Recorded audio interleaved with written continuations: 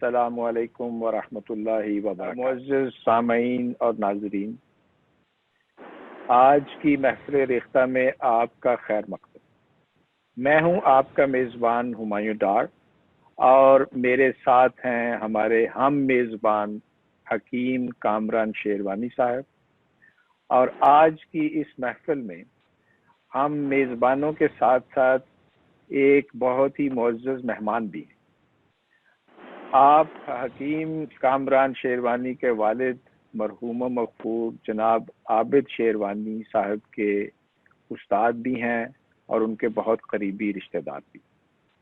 جناب انیس شیروانی صاحب آج کی اس محفل میں ہمارے مہمان ہیں۔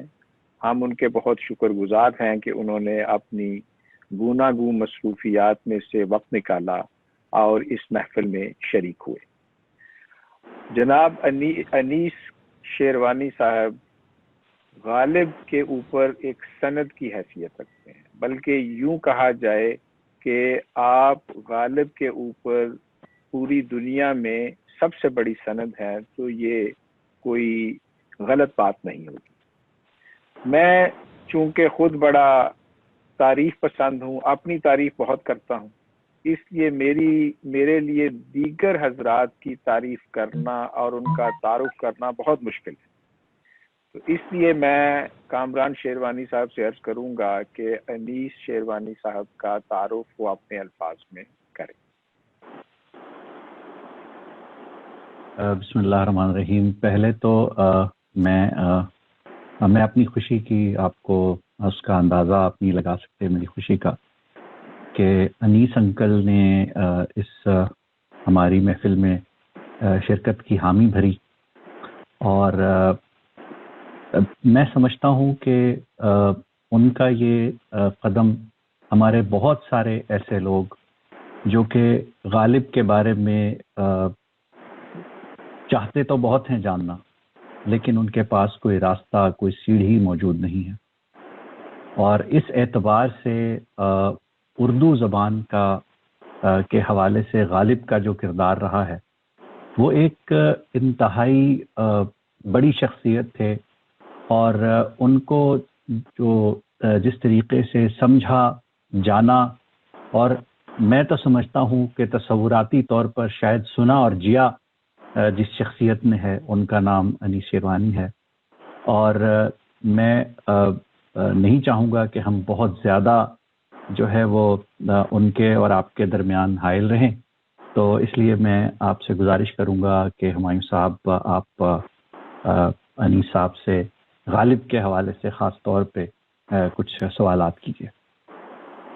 انیس شیروانی صاحب السلام علیکم۔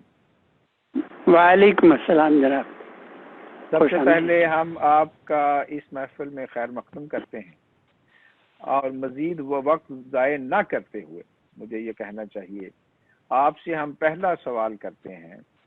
آپ نے ماشاءاللہ مرزا غالب کو بہت پڑھا، ان کو بہت زیادہ آپ نے سمجھا، اور ان کے اشعار کی آپ نے بہت زیادہ تشریحات کی۔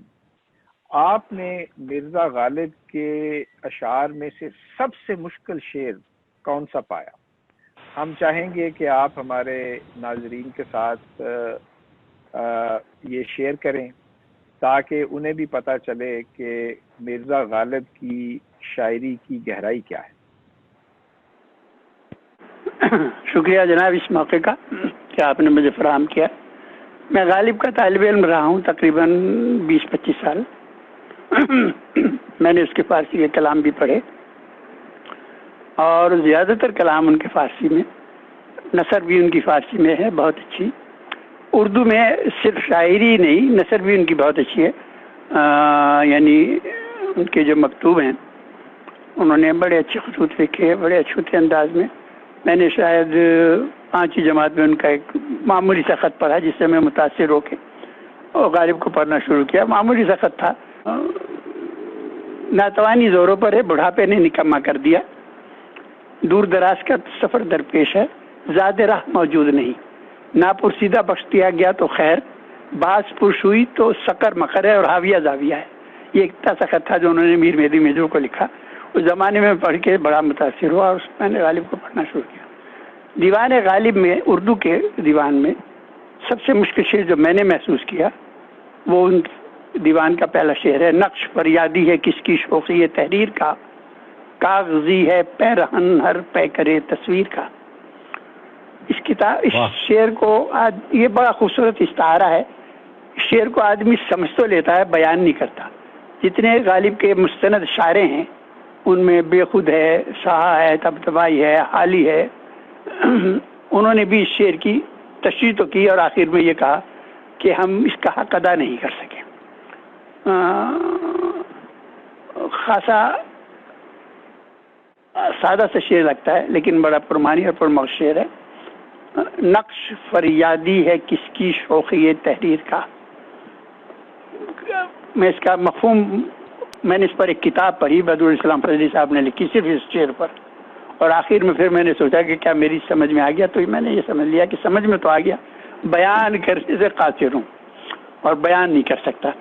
کہنا یہ چاہتے ہیں کہ یہ کائنات فنا ہونے والی ہے، اور جو چیز فنا ہونے والی ہو، قائم نہ رہے، جس پر ہماری دسترس نہ ہو، وہ اعتبار محض ہے، تصویر کے مانند ہے۔ جیسے تصویر میں چیز تو نظر آ رہی ہوتی ہے لیکن وہ وجود اس کا جو ہے وہ معمل ہوتا ہے۔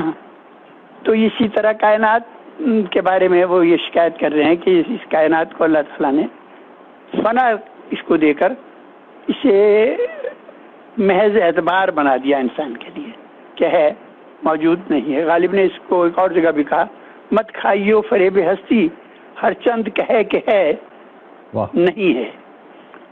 تو زمانے میں ایران میں یہ دستور تھا کہ جو شخص فریادی بادشاہ کے دربار میں آتا تھا وہ کاغذ کا لباس پہن کے آتا تھا۔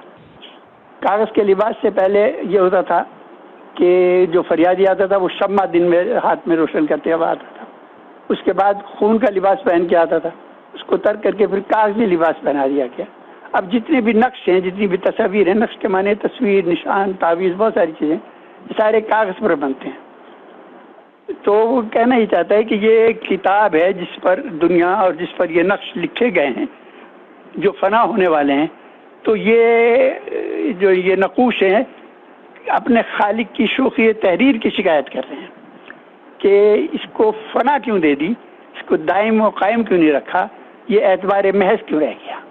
یہ مفہوم میں آج تک سمجھ سکا ہوں اس کا، شاید آپ کی بھی سمجھ میں آ گیا۔ اصل میں شکایت صرف یہ کر رہے ہیں کہ، اور اس کو شکایت بھی اس انداز سے کر رہے ہیں کہ اس کو شوقی کہہ رہے ہیں، یعنی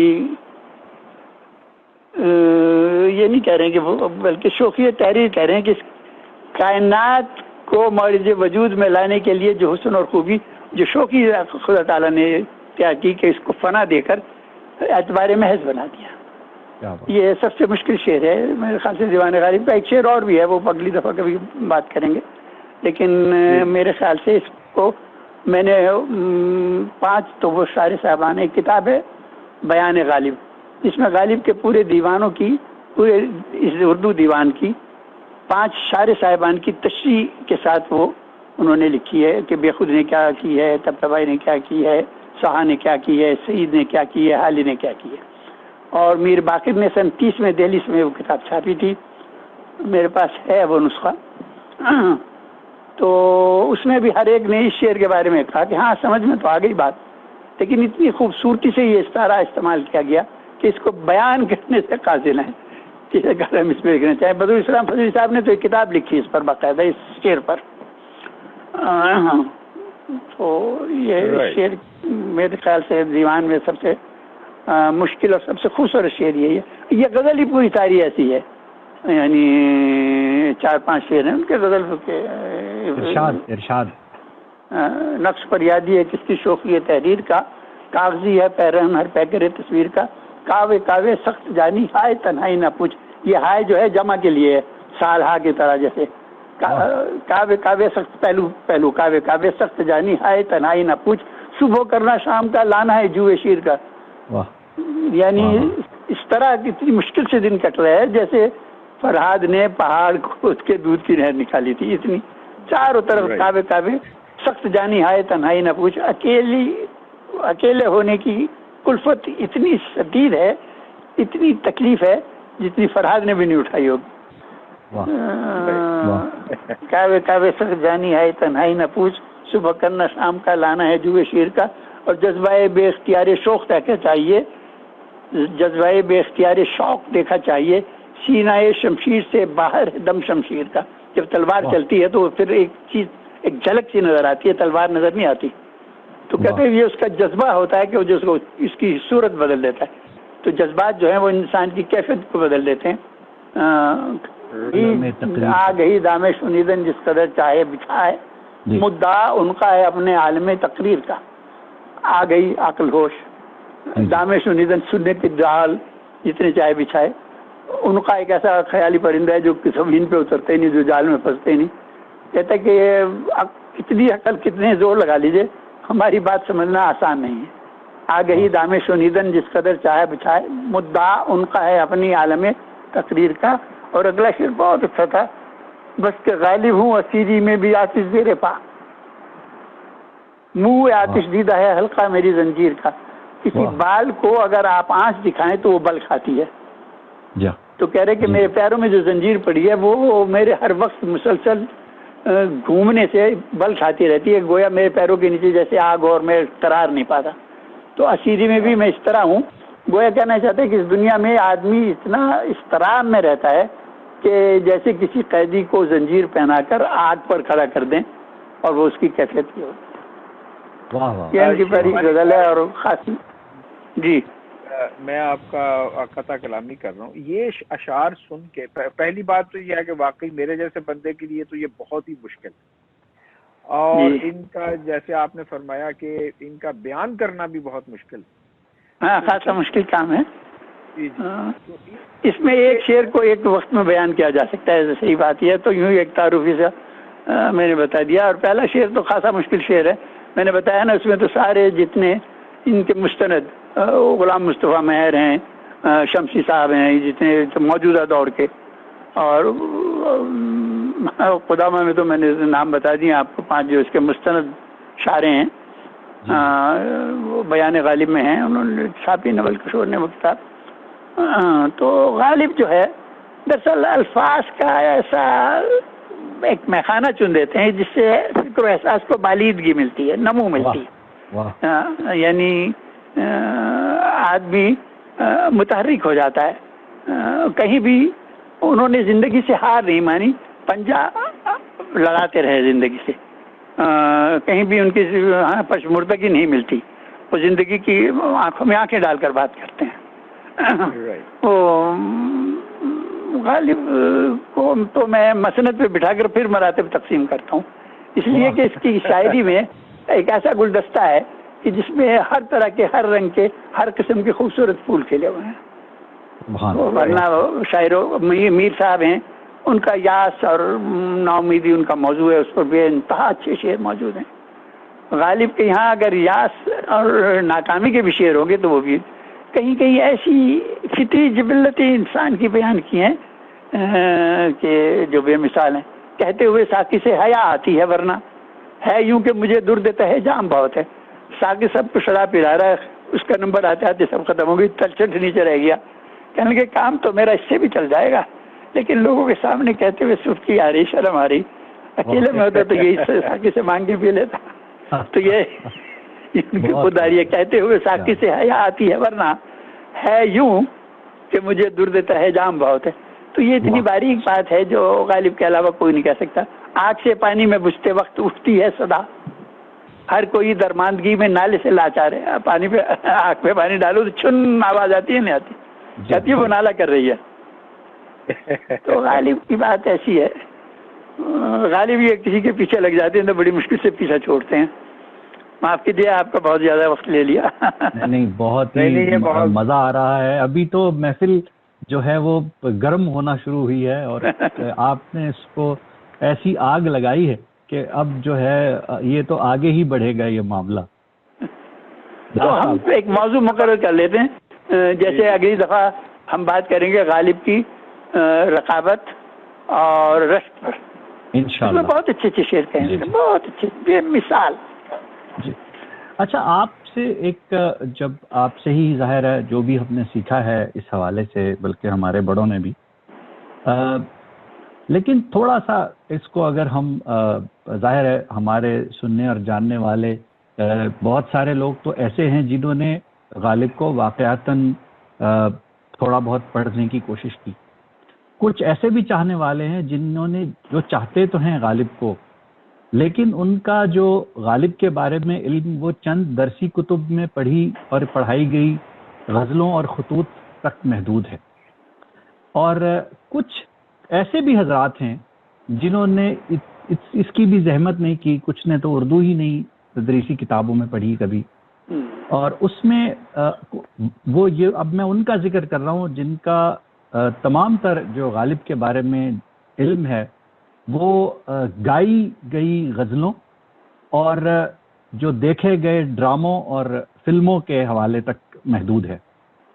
تو اب میں یہ چاہوں گا کہ غالب کی شخصیت کے، کیونکہ یہ جو شو بزنس ہے اس میں تو کچھ گلیمر کے حوالے سے بھی کچھ چیزیں پیش کی جاتی ہیں، کچھ حقیقت سے بہت دور ہوتی ہیں، کچھ واقعتاً حقیقت پر مبنی ہوتی ہیں۔ تو ہم نے دیکھا ہے کہ کچھ یہ ڈرامے اور فلمیں جو غالب کے حوالے سے بنے ہیں اس میں کتنی حقیقت ہے، لیکن کچھ مزاحیہ قسم کے بھی اس میں ہم نے جو ہے وہ واقعات دیکھے۔ تو آپ کے ہم کیونکہ ایک اوتھینٹسٹی پر مبنی ہے یہ محفل، تو ہم چاہیں گے کہ آپ کی زبان سے ہم جانیں کہ کیا کوئی غالب کی زندگی کا کوئی مزاحیہ واقعہ بھی آپ کو یاد ہے جو آپ ہمارے دیکھنے اور چاہنے والوں کو بتانا پسند کریں؟ مزاحیہ تحریری طور پر بہت سارے ہیں۔ غالب کے ایک دوست تھے بیر مہدی مجروح، انہوں نے ان کو وقت خط لکھا، شاگرد بھی تھے، کہ استاد وقت آخر ہے کچھ اللہ اللہ کر لو تاکہ عاقبت کو سمجھ جائے۔ تو جواب میں ایک شعر لکھ کے بھیجا انہوں نے کہ مسجد کے زیر سایہ ایک گھر بنا لیا ہے اور یہ بندہ ایک کمینہ ہم سایہ خدا ہے۔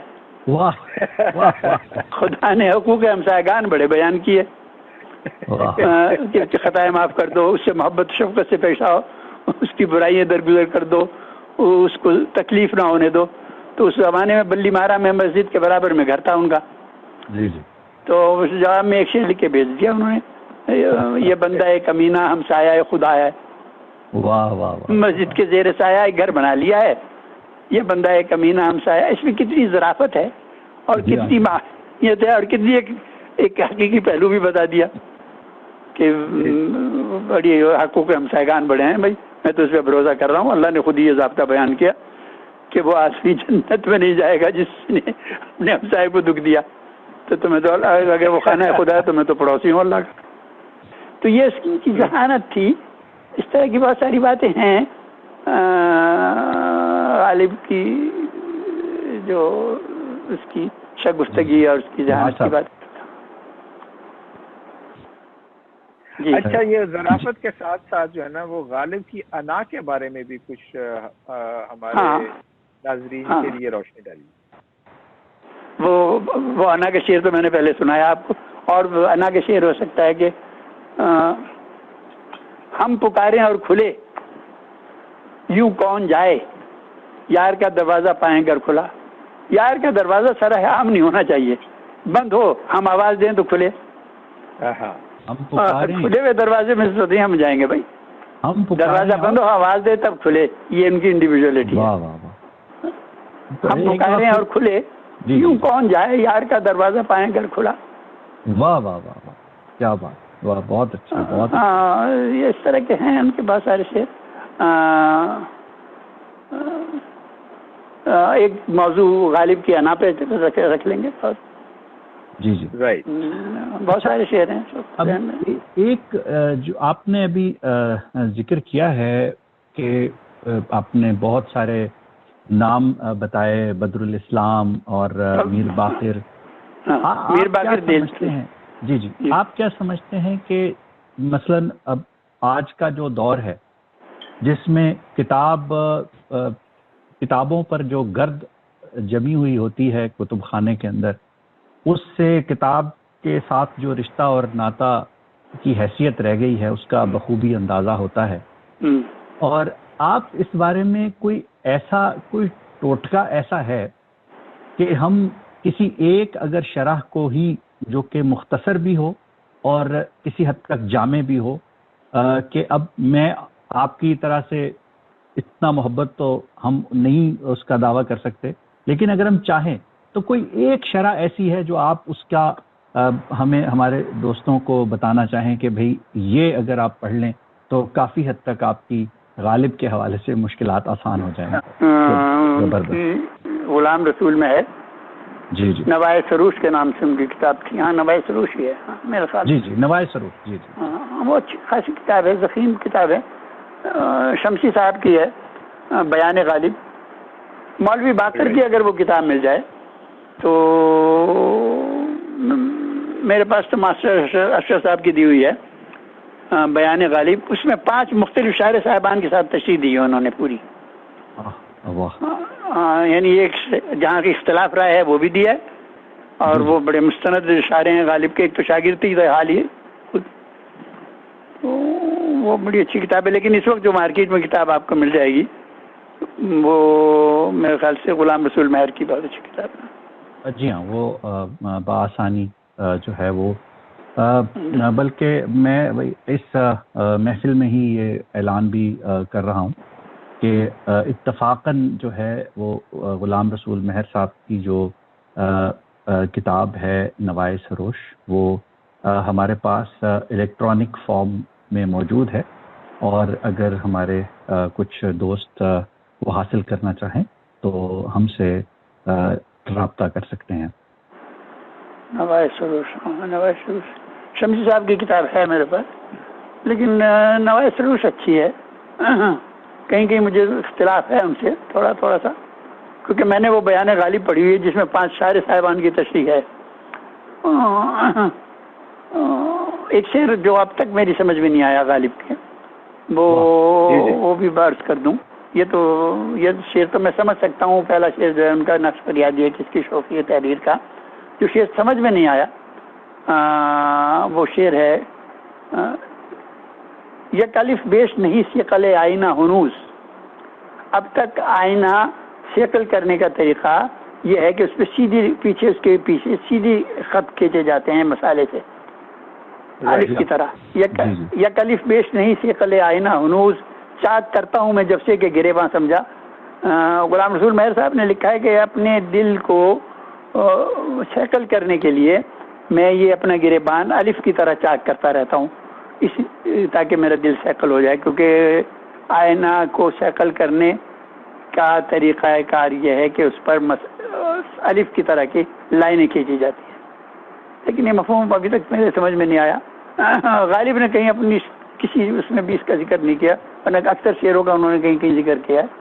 یہ شعر ایسا ہے جو آج تک میرے ذہن میں اٹکا ہوا ہے، یک الف بیش نہیں ایک قلم الف سے زیادہ، یک الف بیش نہیں شکل آئینہ ہنوز، آئینے کو شکل کرنا ابھی تک وہی ایک الف، اب بھی آج بھی آئینہ شکل کرنے کے لیے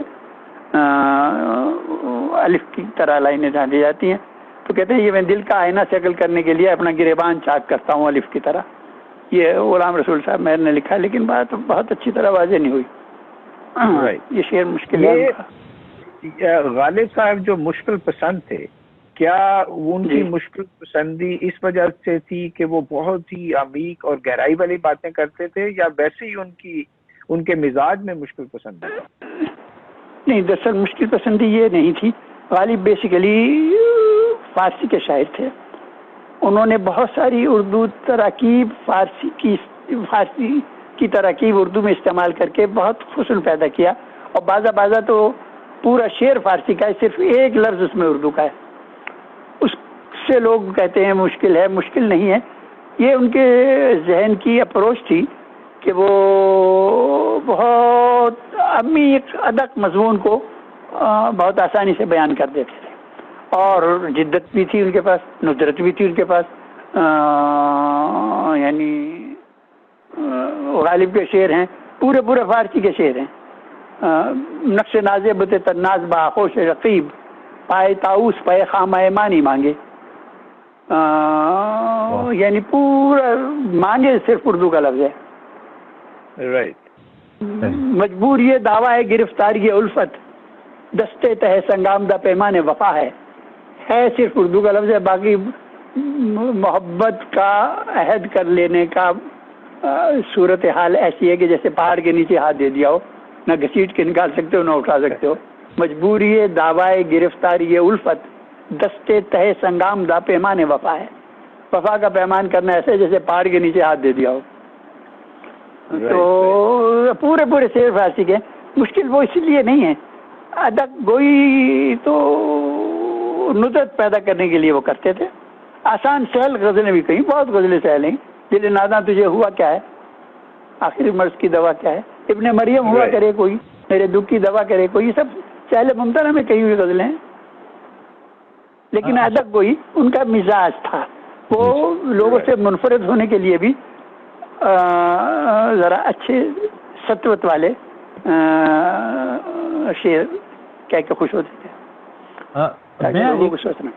ایک بات جو میرے ذہن میں آ رہی ہے جی، اللہ تعالیٰ نے آپ کو علم کے حوالے سے بھی بہت نوازا اور ایک بہت بڑے عالم دین کے آپ فرزند ہیں جن کی خدمات کا اعتراف نہ صرف پنجاب بلکہ پورے پاکستان اور بلکہ پاک و ہند میں کیا جاتا ہے. اور آپ کے والد مرحوم کے شاگرد عارف محمد، جی عارف محمد صاحب نے میرے والد سے کلام پاک پڑھا، جو اسٹیٹ گیسٹ تھے شاہ فیصل کے. جی مدینہ میں انہوں نے، اور میرے والد کے شاگرد آج بھی مدینہ منورہ میں کلام پاک تجوید سے پڑھاتے ہیں. تو یہ اتنا بڑا آپ کا ایک تعارف ہے، اور آپ اس وقت دنیاوی حوالے سے بھی کافی اہم عہدوں پر آپ فائز رہے. لیکن ایک چیز جو ہمیں نظر آتی ہے وہ یہ ہے کہ جیسے کہ مشتاق یوسفی صاحب کو دیکھ لیجئے، ماشاءاللہ مشتاق صاحب بہت اہم عہدوں پر فائز رہے، لیکن اس کے باوجود اپنی ادبی جو ذوق تھا اس کی تسکین کے لیے مشتاق یوسفی صاحب نے ان کے مجموعے اور ان کے جو ان کی کتب جو ہے وہ اس وقت ہر کتب خانے کا حصہ بنی ہوئی ہیں. آپ کے حوالے سے ہم یہ اتنا آپ کو اللہ نے نوازا، علم ادبی حوالے سے دیا، کیا آپ سمجھتے ہیں کہ آپ کے طرف سے کوئی اس قسم کا جو آپ کنٹریبیوشن ہم جسے انگریزی میں کہتے ہیں، یا آپ نے جو حصہ اب تک کچھ نہیں ڈالا جو ہمیں سامنے نظر نہیں آ رہا، کیا اس کی وجہ صرف یہ رہی کہ آپ کی ذمہ داریوں نے آپ کو اس کا وقت نہیں دیا، یا کہ آپ کی سادگی آڑے آئی؟ اس میں دو تین باتیں ہیں. ایک تو یہ ہے کہ کنٹریبیوشن کئی طرح کا ہے. میں نے بے حساب ہزاروں لوگوں کو پڑھایا بغیر کوئی پیسہ لیے، انگریزی اور اردو، بے حساب لوگوں کو. ایک تو یہ میرا زندگی میں جس سے میں اپنا سمجھتا ہوں کہ میں نے کچھ کنٹریبیوٹ کیا ہے اس ورلڈ کے ساتھ، ہزاروں لوگوں کو، اور گھر جا کر پڑھایا ماشاءاللہ، کوئی پیسہ کبھی نہیں لیا. دوسری بات یہ ہے کہ اب کچھ تھوڑا سا میں نے الٹے پلٹے جو جس طرح کے شعر کہے ہوئے تھے اب انہیں مرتب کر رہا ہوں کہ جاتے ہوئے بچوں کے پاس ایک نشانی تو چھوڑ دوں کہ یہ الٹے سلٹے جو دو چار شعر جو ہیں وہ میں نے لکھنے شروع کیے ہوئے ہیں، اکٹھے کر رہا ہوں کہیں کتابوں میں سے، کہیں اس میں پرانی غزلیں جو ہیں. امریکہ میں ایک رسالہ نکلتا تھا دستک ٹورنٹو میں، وہاں بہت غزلیں چھپا کرتی تھیں جب میں امریکہ میں تھا. اب بھی ہے کہ یہاں رسالہ نکلتا ہے، اس میں ایک کچھ غزلیں جا رہی ہیں، تو وہ 70-75 غزلیں ہیں، وہ میں بچوں کے لیے چھوڑ کے جاؤں گا. بس یہ وہ اب شاعری کا مکتبہ فکر بند ہی ہو گیا ہے تقریباً. لوگ کسی سے یہ کہنا کہ میں شعر سمجھتا ہوں یا شعر جانتا ہوں یا شعر کہتا ہوں، تمسخر کسی بات ہو گئی، سائنٹیفک ٹیمپو ایسا ہو گیا. تو پہلے بھی میں کوئی نام و نمود کا قائل نہیں تھا، اور شعر اپنی تسکین خاطر کے لیے کہہ لیتا تھا، سنانے ونانے میں ذرا سا وہ ہوتا تھا، گریز کرتا تھا. تو اب 2-4 مہینے سے لکھ رہا ہوں. آج کا جو پروگرام ہے یہ ایک ریکارڈنگ کی صورت میں جو آپ کے بچے ہیں ان کے لیے ایک یہ سند رہے گا کہ آپ نے وعدہ کیا ہے کہ آپ جو ہے ان کے لیے اس حوالے سے آپ ان کی خاطر ایک مجموعہ چاہے کسی بھی شکل میں ہو اس کو وہ وجیہ کا اصرار ہے، وجیہ کا اصرار ہے. میں اس پہ کام میں نے شروع کر دیا ہے، ایک ڈائری میں لکھ رہا ہوں، 20-25 تو لکھ دی ہیں غزلیں، باقی اور بھی جمع کر کے ادھر ادھر سے کچھ شائع بھی ہوئی ہیں تو دے جاؤں گا. پہلے میں نے اس طرف توجہ نہیں دی تھی کیونکہ اب سائنٹیفک ٹیمپو ہو گیا ہے، اتنا ٹیکنیکل، اتنا یہ الیکٹرانک میڈیا آ گیا ہے کہ لوگ کتاب کی طرف ہی نہیں آتے. تو میں اپنے بچوں کے لیے کہ بچے وہ یادگار کے طور پہ رکھ لیں. اور کلام اتنا شعرا کا پڑھا کہ جس شاعر کا آپ مشرہ طرح دیں گے اسی کی لہجے میں شعر کہہ دیتا تھا میں. یہ اللہ نے مجھے ملکہ دیا تھا. لیکن بس وہ اسی طرح ہے، زندگی کی ضرورتوں نے کچھ فرصت نہیں دی. میں نے تو بڑی معمولی سی حیثیت سے کام شروع کیا تھا کہ اللہ کا نے بہت اعزازات دیے، بہت کام کیے، بہت خدا کا شکر ہے. غالب سے مجھے محبت ہے لیکن وہ چچا قابو نہیں آتے کسی نہ کسی پہلو میں فائق ہی رہتے ہیں. بہت خاصا پڑھا، 20 سال تو پڑھا ہوگا. فارسی کا کلام بھی پڑھا ان کا. اچھا، ایک چیز جو ذہن میں آ رہی ہے، یہ غالب کو چچا کیوں کہا جاتا؟ یہ ویسے ہی طنزیہ لوگ کہتے ہیں اور کوئی بات نہیں. پہلے زمانے میں، ہمارے زمانے میں جب ہم ایم اے تھے، اس وقت جب ایم اے اردو کر رہا ہوتا تھا آدمی، اس کو سلیکٹ کرنا ہوتا تھا کہ یا وہ غالب پر تھیسس لکھے گا یا وہ میر پر لکھے گا، یا وہ غالبی ہے یا میری ہے. یہ دو ہی شاعر اس وقت تھے. تو اس وقت غالب کے کلام میں جو تنا جو ولولہ سطوت ہے وہ دوسرے کو میسر نہیں ہوئی. اس کے لہجے میں بھی ہے، اس کے بیان کی ندرت میں بھی ہے، اس کے معنی میں بھی ہے، اس کے مضمون آفرینی میں بھی ہے، اس کے پھر اچھوتے بالکل اچھوتے مضمون، ایبسولیوٹ جسے کہنا چاہیے، ورنہ ہمارے یہاں ایبسولیوٹ شاعری کم ملتی ہے. پرانے مضامین کسی دوسرے الفاظ میں لوگ پیش کر دیتے ہیں. اس کے پاس بہت نئے اچھوتے انداز ہیں. جہاں فضا ہے بادہ جس کے ہاتھ میں جام آ گیا، جہاں فضا ہے بادہ جس کے ہاتھ میں جام آ گیا، سب لکیریں ہاتھ کی گویا رگے جہاں ہو گئی. یعنی ان لکیروں کو وہ کہتا ہے کہ زندگی کی رگے جہاں بن جاتی ہیں اگر ہاتھ میں جام میں آ جائے. اور پھر یعنی مذاق وہ مذاق کرتا ہے، یعنی اللہ تعالیٰ سے مذاق کرتا ہے. پکڑے جاتے ہیں فرشتوں کے لکھے پر ناحق آدمی. کوئی ہمارا دم تحریر بھی تھا. اللہ تعالیٰ نے تحریر کے ضابطہ بیان کیا کہ دونوں پارٹی کے 2 گواہ ہوں. یہ تو تیرے دونوں لکھ رہے ہیں، میرا تو کوئی گواہ نہیں ہے. پکڑے جاتے ہیں فرشتوں کے لکھے پر ناحق آدمی. کوئی ہمارا دم تحریر بھی تھا. تو اس طرح کے ہیں. کیا ہی رضوان سے لڑائی ہوگی، گھر تیرا خلد میں گھر یاد آیا.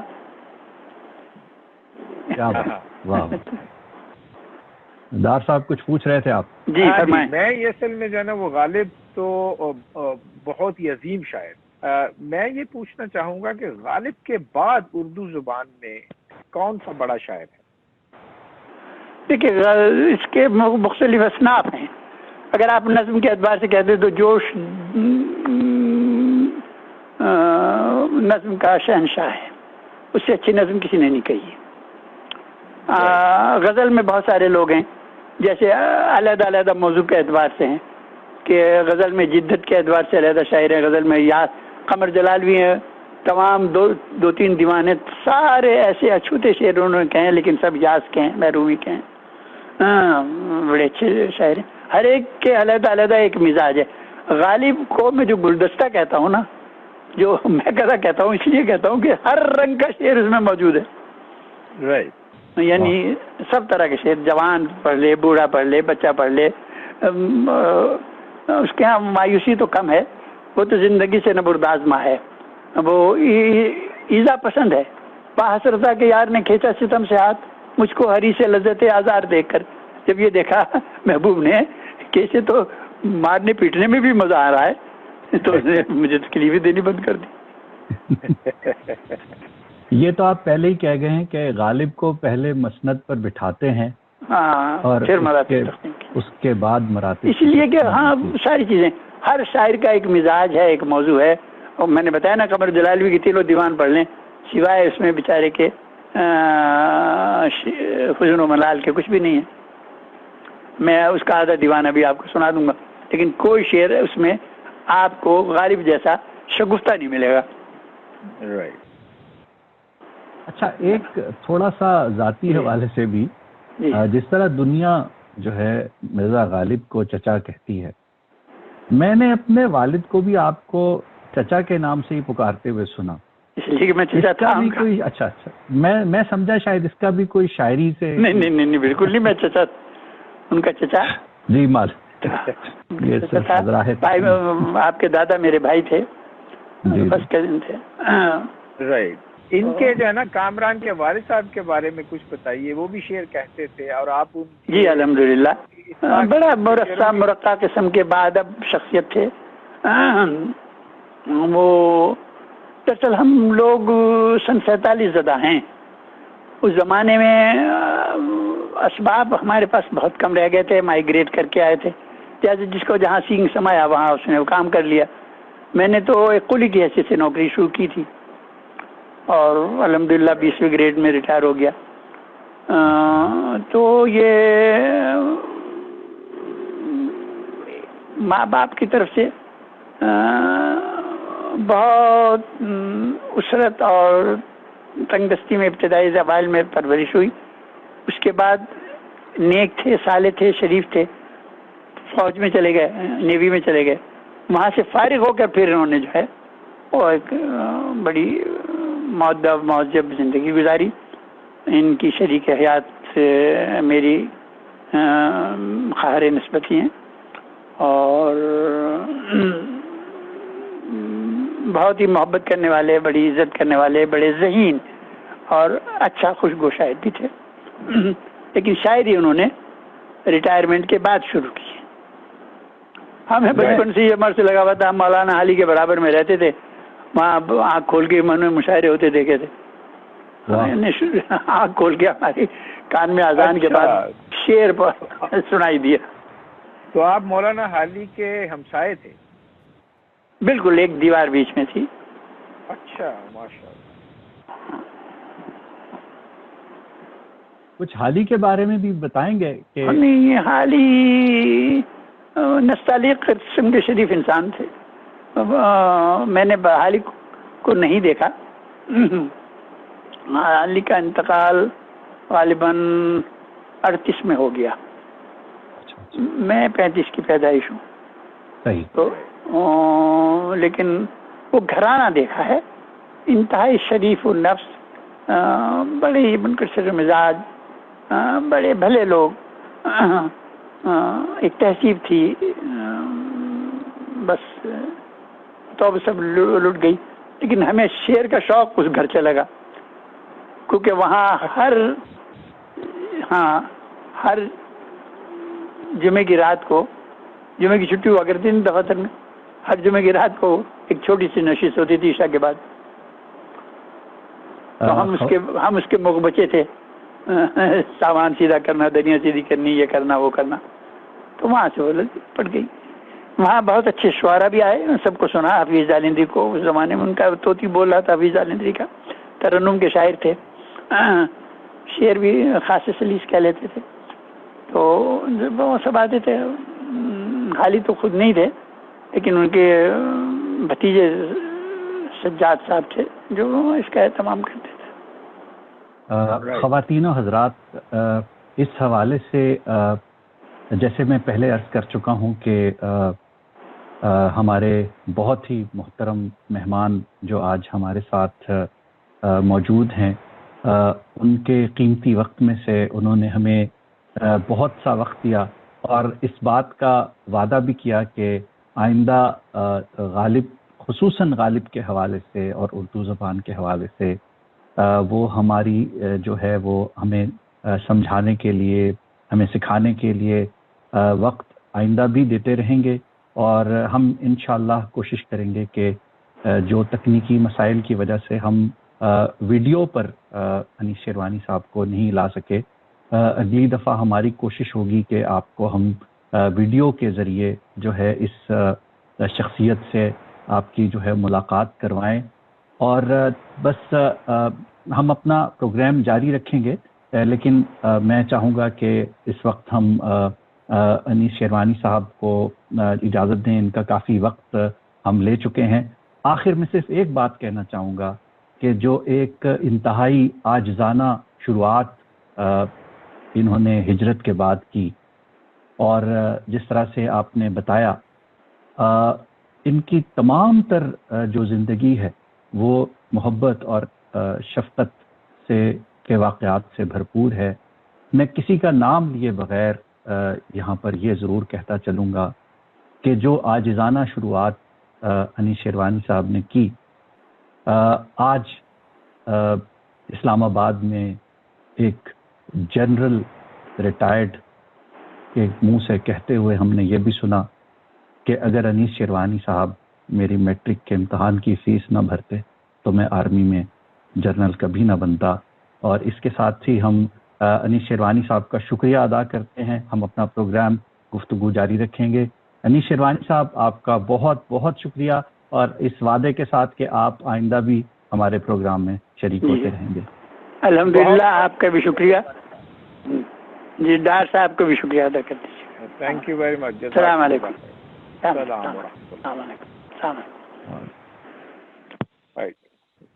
मुअज़्ज़ज़ नाज़रीन और सामईन, ये नशिस्त बहुत ही ज़्यादा अच्छी रही।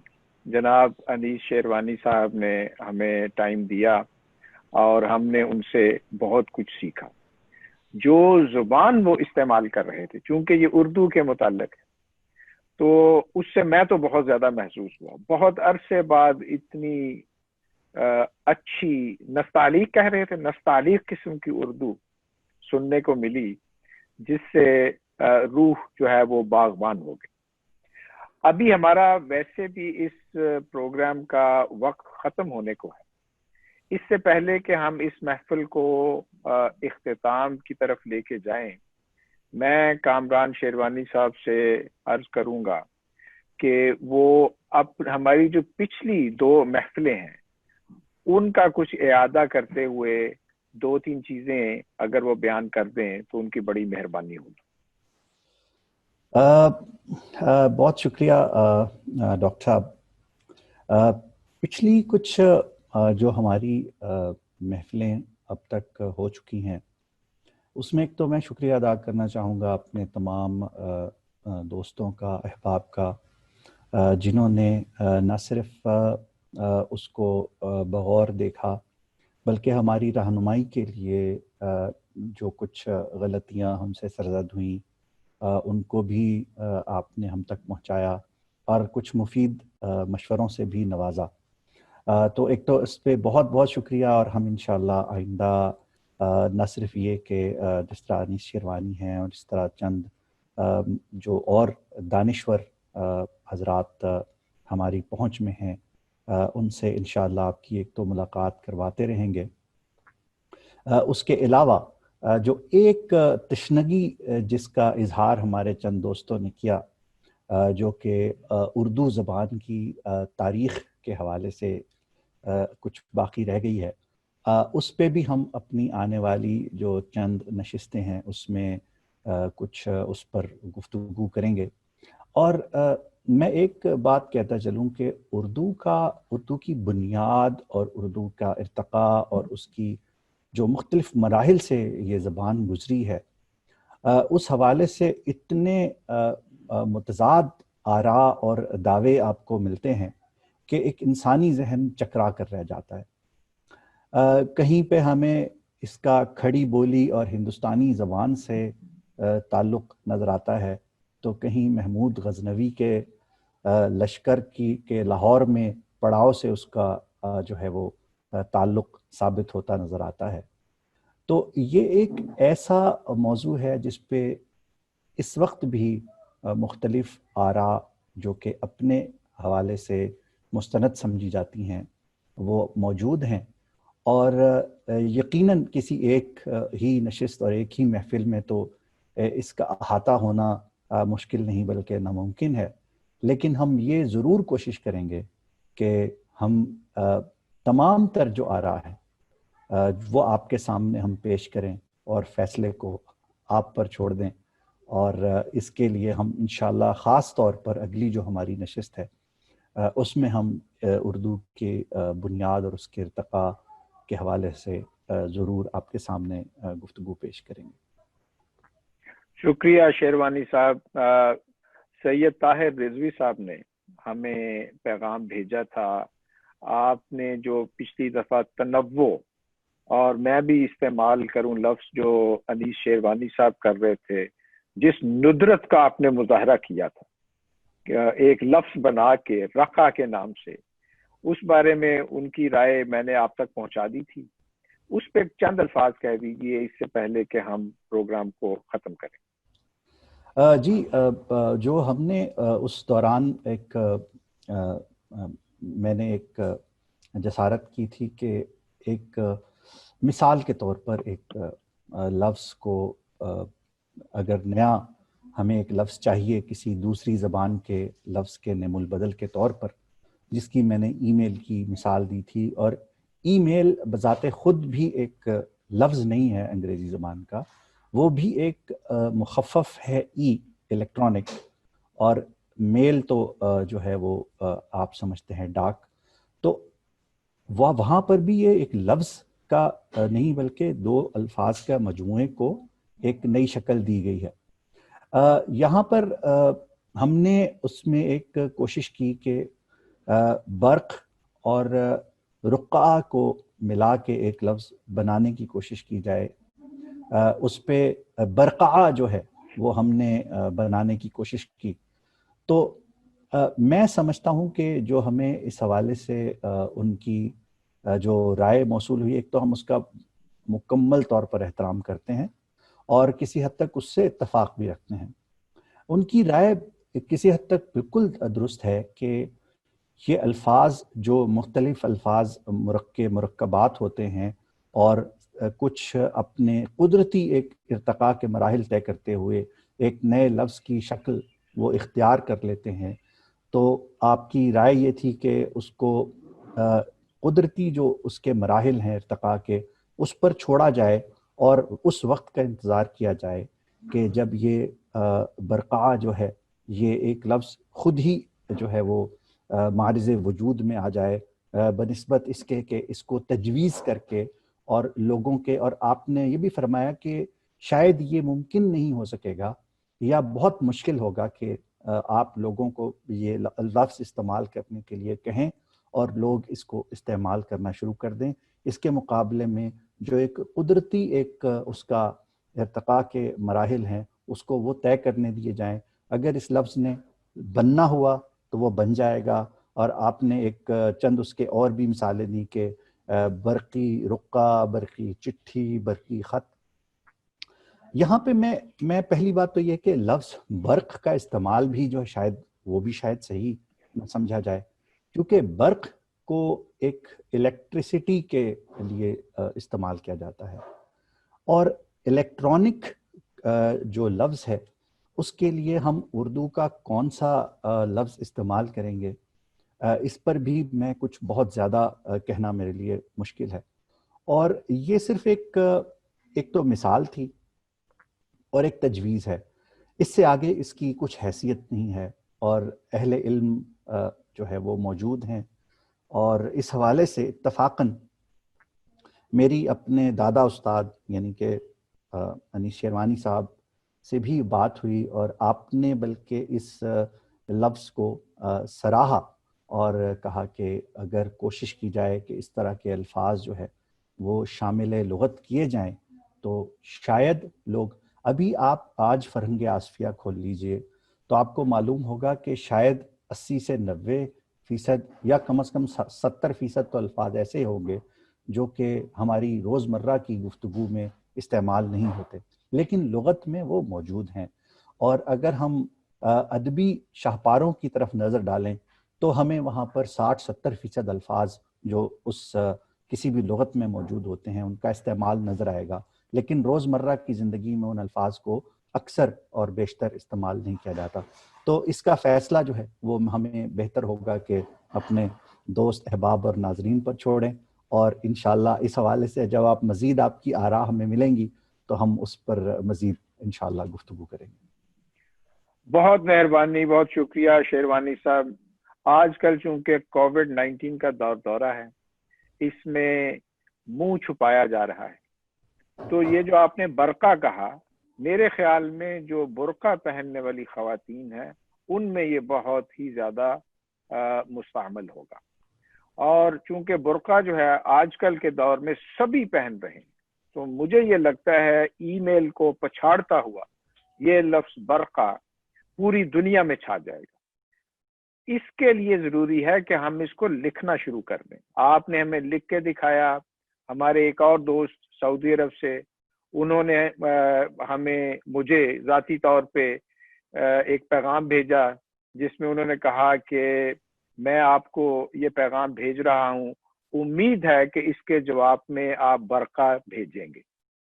تو آپ ہمیں برقعے بھیجتے رہیں، اور دیگر جو پیغامات ہیں واٹس ایپ کے اوپر بھیجتے رہیں، اس سے ہماری حوصلہ افزائی ہوگی، اور ہم نے یہ جو چھوٹی سی کاوش شروع کی ہے اردو کو اپنی زندگیوں میں دوبارہ لانے کی، اس میں آپ کی مدد شامل ہو جائے گی۔ اس کے ساتھ ہی میں ہمایوں ڈار اور میرے ہم میزبان کامران شیروانی آپ سے اجازت چاہتے ہیں۔